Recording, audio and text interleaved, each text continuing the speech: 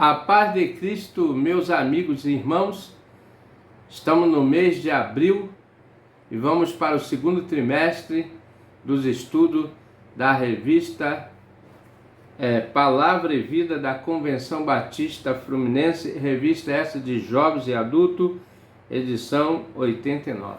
Antes de entrar nessa temática, também o mês de abril é o mês da Escola Bíblica Dominical.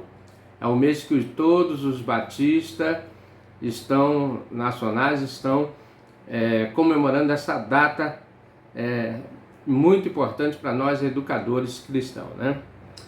Irmão, então, nesse segundo trimestre de 2026, né? 26, vamos estudar aqui o tema central, vocacionados para uma nobre missão, ser e fazer discípulo. Esses estudos estão baseados nos livros de Jeremias e Lamentações, né? Essa revista aqui, que faz parte da Convenção Batista Fluminense. Desde já, queremos agradecer todos os amados irmãos que estão conosco e que também permanecerão conosco para fazermos mais esse estudo desse novo trimestre, segundo trimestre de 2026. Quero também aqui fazer a apresentação do autor da revista, o pastor Adonias Júnior. O pastor Adonias Júnior é pastor, líder da Segunda Igreja Batista em Campos do Goitacazes, graduado em administração, teologia, liderança avançada. Adonias Júnior é mestre em ministérios globais e autor de 2 livros. Casado com Aline e pai de Maria Eduarda e Mariana. O pastor Adonias tem dedicado a sua vida ao reino de Deus com paixão, visão, compromisso com a visão de fazer discípulos. Quero desde já agradecer a esse querido pastor que tem dedicado esse trimestre, segundo trimestre de 2026, com esse estudo, continuando falando sobre discipulado, né? Irmãos, quero agradecer a Deus por mais uma oportunidade, nós estamos começando, né? Agora sim, nós vamos fazer a leitura do texto base, que está em Jeremias, capítulo 1, de 1 a 10. Né? Vamos fazer o texto aqui, e já separamos, né? O texto para que nós vamos separar. Depois eu vou falar um pouquinho sobre o autor do livro que nós vamos estudar. E vamos lá. De 1 a 10. A palavra de Jeremias, filho de Euquias, dos sacerdotes que estavam em Anatote, na terra de Benjamim. Aí veio a palavra do Senhor nos dias de Josias, filho de Amon, rei de Judá, no 13º do seu reinado. Ele veio também os dias de Joaquim, filho de Josias, rei de Judá, até o fim do ano 10º de Zedequias, filho de Josias, rei de Judá, até que Jerusalém foi levada em cativeiro no 5º mês. Assim veio a palavra do Senhor. Assim veio a minha palavra do Senhor, dizendo: antes que eu te formasse no ventre, eu te conhecia, e antes que saísse da madre, te santifiquei, e as nações dei por profeta. Então disse eu: Senhor Jeová, eis que não sei falar, porque sou uma criança. Mas o Senhor me digas: não digas, eu sou uma criança, porque aonde quer que te enviar, irás, e tudo que te mandar, dirás. Não temas diante deles, porque eu sou contigo para te livrar, diz o Senhor. E estendeu o Senhor a mão e tocou-me na boca, e disse-me o Senhor: eis que põe as minhas palavras na tua boca.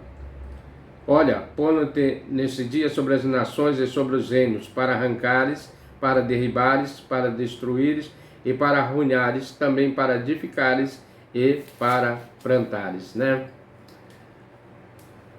O tema, né, ou o título da lição dessa semana, dessa primeira lição, é uma preciosa vocação.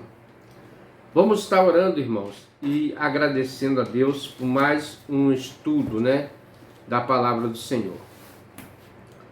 Pai querido, quero te agradecer imensamente por estar permitindo a cada um de nós, juntamente com os amados irmãos, que esse vídeo, ó Deus, seja um vídeo de instrução, de conhecimento, mas também de responsabilidade, ó Deus, que nós temos divulgação da Tua palavra.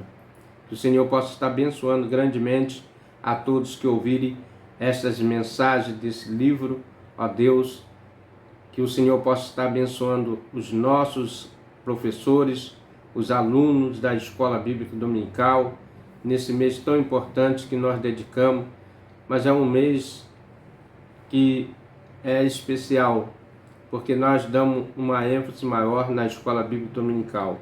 A Escola Bíblica Dominical, ó Deus, ela é o ano todo, mas nesse mês especificamente queremos destacar os efeitos que o Senhor faz na vida de cada um, quando ali nós aprendemos um pouco mais da sua palavra. Dê-nos sabedoria aos professores, aos diretores, aos pastores, que possa apoiar sempre essa instituição que tem como zelo maior da sua palavra. Em nome de Jesus, amém. Então, irmãos, nós vamos falar agora um pouquinho sobre o autor desse livro, desse livro que nós estamos lendo, o livro de Jeremias, e também um pouquinho também, que é autor, creio que é o autor desse livro, o profeta Jeremias, Algumas informações básicas aqui, irmãos, nós vamos deixar aqui, Nós vamos falar, Jeremias,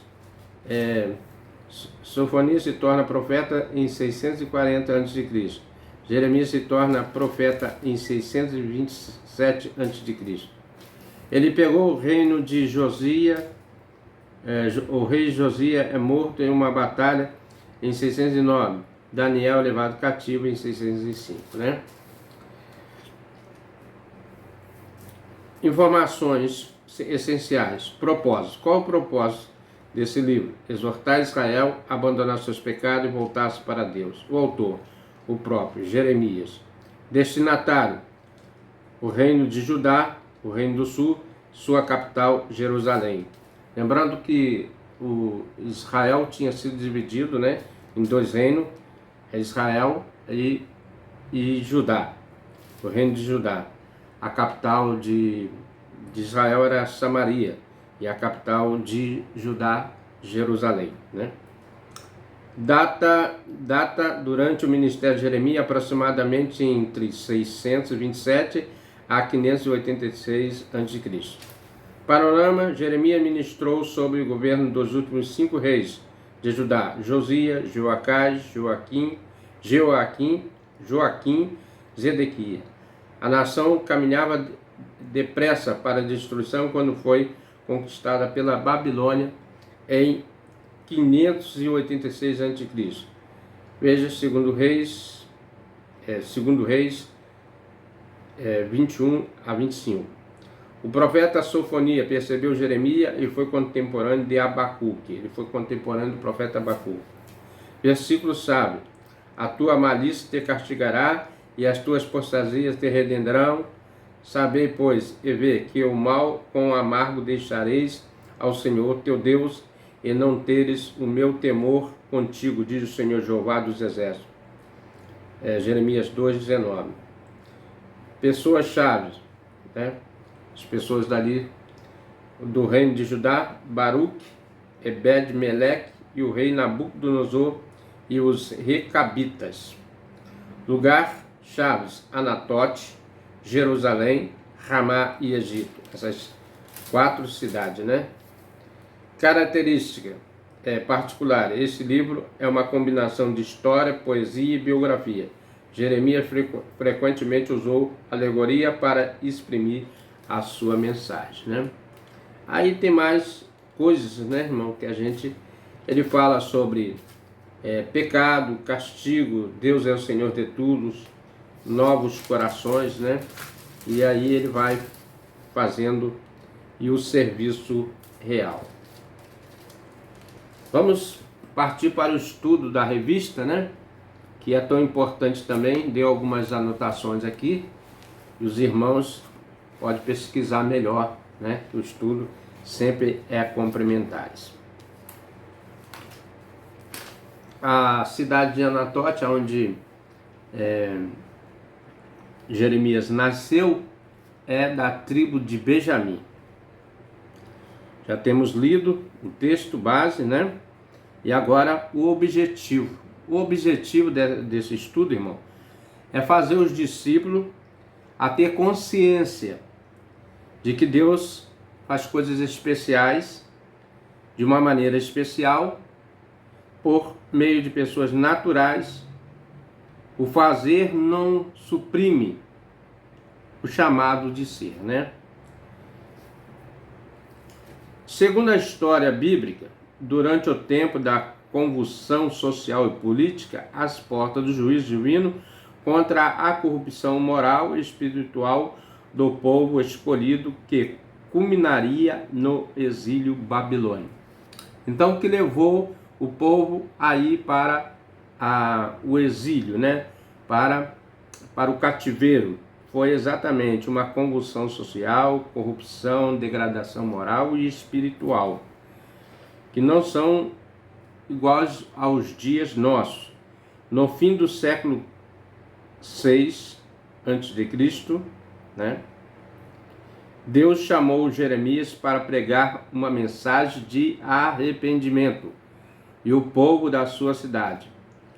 Jerusalém, o povo havia se apostatado da fé e o povo estava afundando na idolatria. Então, o povo estava afastando da presença de Deus, né? Rejeitando o domínio de Deus, que foi o propósito de Deus sempre. Agora o povo busca a idolatria, os deuses pagãos daquela vizinhança. E a promessa era que a Israel, né, tinha que limpar, vamos dizer assim, purificar aquela terra, porque a idolatria era abominável ao Senhor. Era não, é abominável ao Senhor, né? E foi nesse contexto que ainda a sua juventude, Jeremias ouviu a voz de Deus convocando para uma importante tarefa. Desde cedo, Deus já separou Jeremias para essa tarefa, né? E ele fala aqui no capítulo, acho que capítulo 6 ou 7, não sei, do propósito, né? Ele fala 4 e 5, né? Diz os versículos 4 e 5 que a palavra do Senhor chegou a Jeremias da seguinte forma: antes de formar no ventre da sua mãe, eu o escolhi. Antes que de nascer, eu separei e designei para profeta às nações. De maneira que, como Deus falou com Jeremias, profunda, pois revela não somente o modo ou como, mas o tempo e a ocasião quando em que a aprovação de Deus o encontrou. Deus disse a Jeremias que o conheceu e que escolheu a dedo para uma tarefa. Porém, Deus também deixou claro que essa escolha se deu antes mesmo de Jeremias provar o seu potencial como um pregador, né? Naquela fala, no versículo 8, né? Nós vamos ver aqui, no versículo 8, aqui, deixa eu ler aqui. No versículo 8, ele diz assim, 7, não 6. Ele diz assim: então disse eu, Senhor Jeová, eis que não sei falar, porque sou uma criança. Mas o Senhor me disse: não digas, eu sou uma criança, porque aonde quer que te enviar, irás, e quando tudo mandar, dirás. Não temas diante deles, porque eu sou contigo para te livrar, diz o Senhor. Então o Senhor, desse propósito, já estava cuidando, né, do propósito de Jeremias levar a tarefa e o propósito da sua missão. Escolheu a dedo para uma tarefa, porém Deus não deixou claro que essa escolha se deu antes mesmo de Jeremias provar o seu potencial como um pregador, né? Ele achava que era uma criança. Primeiro ponto, ou primeiro tópico aqui da nossa lição, irmão, Normalmente associamos a expressão chamado a um mero convite de serviço, né? Porém, existe algo maior, existe algo mais nobre. A Bíblia distingue o chamado de Deus para o homem como uma convocação a ser e não um mero convite a fazer, né? Então Deus tem um propósito maior, que é que o homem ele não somente faça, mas o caráter dele tem que ser condizente com o que ele faz, o que ele diz, né? O ser vem antes do fazer. Então você ser uma pessoa, ser um profeta, você é muito mais dinâmico, né? É muito mais útil do que você fazer, porque o fazer está ligado com o ser, né? O senso comum associa o chamado divino a uma tarefa que precisa ser executada. E quando o chamado divino se limita a uma simples realização, somos levados, consciente ou inconscientemente, a supervalorizar a performance e supervalorizar o quesito habilidade ou destacar o quesito capacidade em detrimento do mais importante, que é o caráter. Jeremias, ele não foi escolhido pelos méritos, né? Mas sim pelo caráter dele, pelo propósito, pela fidelidade que ele tinha ao Senhor. A vida cristã não se define em fazer. A vida cristã está fundamentada, a base, né, no ser, né? Fundamentada no ser. O chamado de Deus, primariamente, é ser e não fazer. Né? O fazer é depois. Primeiro você tem que ser capacitado, ser santificado e sim depois ser útil na obra do Senhor. Augusto Strong, em sua teologia sistemática, diz que moralmente o cristão é chamado para a santidade, enquanto dinamicamente o cristão é chamado para o serviço, né? Então, todos nós somos chamados para ser santo, santificar em Cristo e para o serviço, né? O problema é que o nosso chamado secundário, quer dizer, o fazer, está substituindo o nosso chamado primeiro, que é o ser, né? Não podemos avançar no que diz respeito à habilidade e retrocedemos na qualidade do caráter, né? Quando nós deixamos de ser e pulamos a etapa, né? Então nós estamos retrocedendo ao chamado do caráter, né? Da finalidade. O que fazemos deve ser uma extensão de quem nos tornamos, né? De quem eu sou. Até porque quando estivermos diante do Senhor, para prestarmos conta, o que fazemos não justifica a ausência de santidade que manifestamos durante a única e exclusiva vida que recebemos, né? Propósito de Deus que deu para nós. Diz o texto de Mateus 7, 21 e 23, que naquele dia muitos dirão em teu nome, né? Profetizamos, e em teu nome expulsamos demônios, e em teu nome fizemos milagres, né? Porém, mesmo com alta produtividade, ouvirão do justo juiz: afaste de mim, malditos, para o fogo eterno, vós que praticai iniquidade, eu não conheço vocês, né? Então, nós temos que atentarmos à palavra, à fidelidade, à santidade, né, diante do Senhor. O fazer não suprime o chamado de ser, né? Então, o fazer não tira, né? Não deixa a parte, mas sim é necessário para fazer ser uma pessoa realmente que tenha colocado a sua vida no altar, né? As habilidades não substituem o caráter. Aquilo que nós fazemos, as nossas habilidades, né, nossa produtividade na evangelização, na pregação, isso não substitui o caráter pessoal de cada um de nós, Todos nós temos um caráter, né? E devemos ter o caráter de Cristo, né? O caráter da santificação, da pureza. O que é ter caráter? Então fala William Wesley Davis que a circunstância nas quais você vive determina a sua reputação. Já a verdade na qual você crê determina o seu caráter. Então, naquilo que você crê vai determinar o seu caráter, o seu modo de vida, né? Para ele, a reputação é o que pensa a seu respeito, o que as pessoas pensam a nosso respeito. Enquanto o caráter é exatamente o que você é, o que eu sou, né? Esse é meu caráter, o que eu vivo realmente, né? Reputação é uma fotografia, enquanto o caráter é a sua própria face. Reputação faz de você uma pessoa rica ou pobre, enquanto o caráter faz de você uma pessoa feliz ou infeliz. Reputação é o que os homens dizem a seu respeito no dia do seu funeral, enquanto o caráter é o que os anjos falam de você perante o trono de Deus, né? Então há uma grande diferença entre reputação e caráter, né?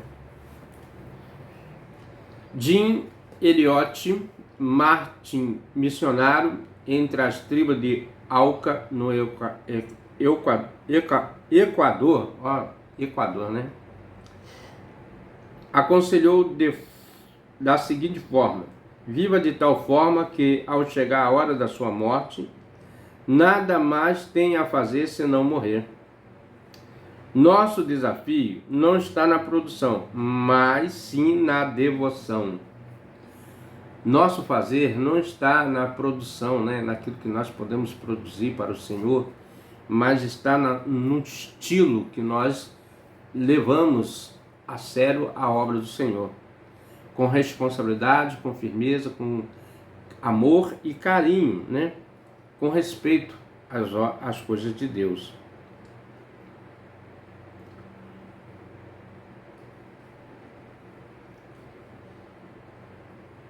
O nosso desafio está na produção, mas sim na devoção. Ou seja, o nosso desafio não diz respeito apenas ao cumprimento da missão, mas sim vivermos integralmente a vida de Deus. É um chamado para sermos não apenas seguidores de Jesus por fora, mas especialmente por dentro. Sermos seguidores de Jesus, mesmo longe dos grandes holofotes da vida, mesmo quando não há multidão ao nosso redor. Sempre vale lembrar, né, uma reflexão, como está a minha vida diante de Cristo, fora da presença das pessoas, né, dos holofotes.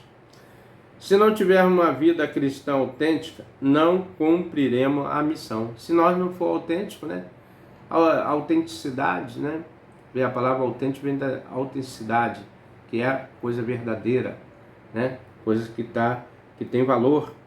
Lembremos de que Cristo está nos interessado em nosso ministério e serviço, mas interessado em nossa vida, em nossa saúde espiritual, né? Ele conhece o segredo da nossa alma e ele certamente não se impressiona pelas grandes construções, realização aplaudidas ou teses defendidas, pelo nosso título ou troféus, né? Não. O carpinteiro de Nazaré, Jesus, né, olha diretamente para o nosso coração. Deus está interessado no seu coração. Filho meu, dai-me o teu coração, né? Coração onde nós armazenamos as coisas boas e ruins também. Ele vasculha a sua alma. Só cumpre a missão com paixão quem tem a vida de Deus e vida com Deus, né? Então só realizaremos essa missão se tivermos vida com Deus, né? Falamos nesse primeiro tópico o chamado para ser. A habilidade não substitui o caráter, né? Aquilo que nós... E Deus está chamando você. Deus está chamando você, não. Deus está me chamando e chamando você também. né? O exemplo de que aconteceu com Jeremias, quando nós sentimos vocacionado por Deus, a primeira impressão é que algo está fora do alcance. Né? Foi a palavra de Jeremias, né? Que ele se sentiu uma criança. Até porque, por natureza, um chamado feito por Deus é grande demais para desenvolvermos com a força do nosso braço. Sabemos, irmão, que sem Cristo nada podemos fazer, né? Quando se trata de uma vocação dada por Deus, existe sempre mais pergunta do que resposta. Há sempre falta de recurso. Habita sempre a sensação de solidão. Pelo contrário, né, irmão? Quando Jeremias foi vocacionado, né? Foi chamado, Deus disse que ele não estaria sozinho, ele iria com ele. Isaías também teve esse chamado também, e o Senhor foi com ele. Josué teve um chamado específico, né, para entrar na terra Canaã, Deus foi com ele. Moisés e tantos outros irmãos, que Deus sempre está, Deus não deixa ninguém.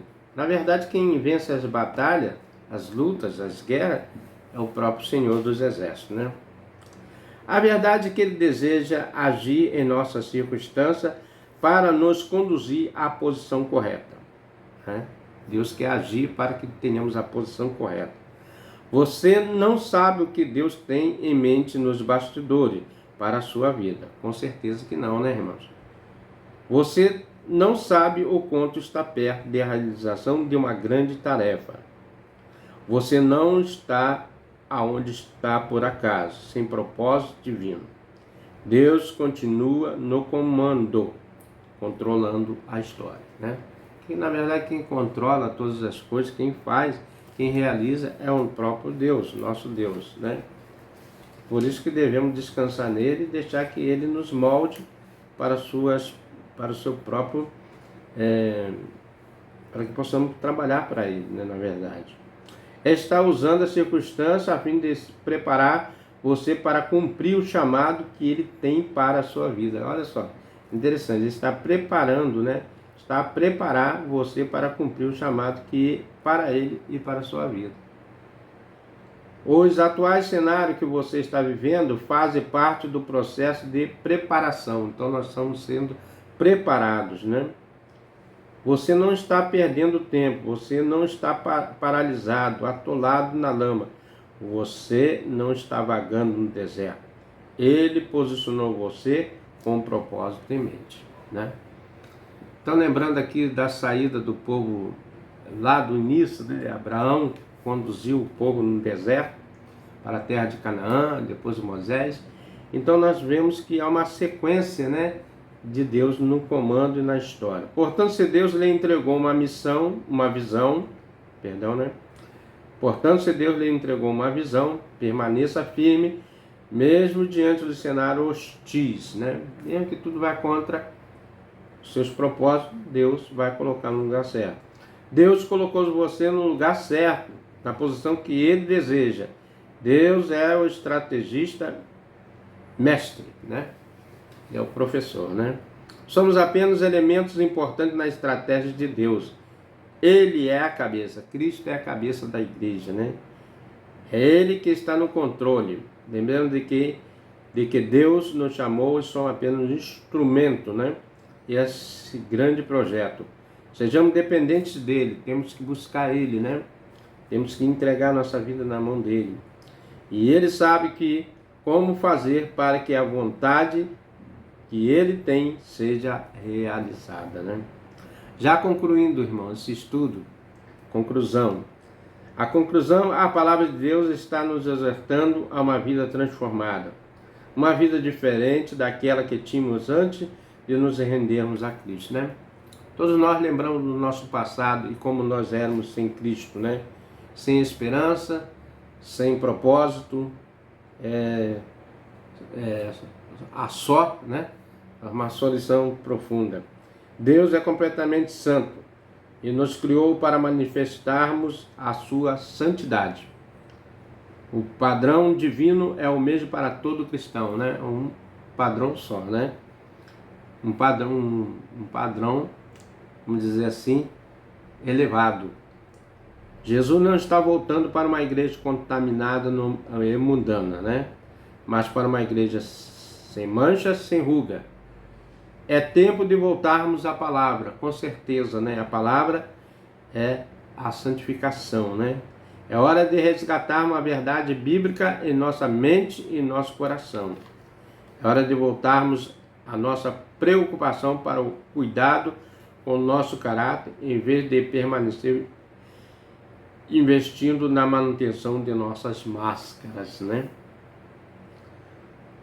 Que decisão você quer tomar? Que decisão eu e você devemos tomar? A decisão de nos preparar, né? A cada dia na presença do Senhor. Para pensar e agir, há uma reflexão aqui de algumas perguntas, 3 perguntinhas, né? Você já se sentiu vocacionado ou vocacionada por Deus, porém tentou ignorar ou adiar? O que mais acostuma travar você no cumprimento da missão de fazer discípulo? O que necessita mudar em sua rotina para que cumpra com eficácia a vocação que recebeu de Deus? Então, irmãos, chegamos ao final desse estudo. Espero que você tenha gostado.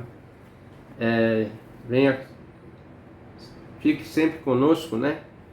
Deixe o seu joinha, seu gostei. Compartilhe também.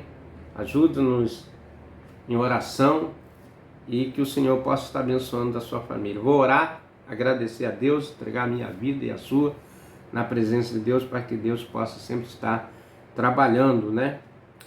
Já demos o início aqui desse segundo trimestre de 2026, mês da escola bíblica.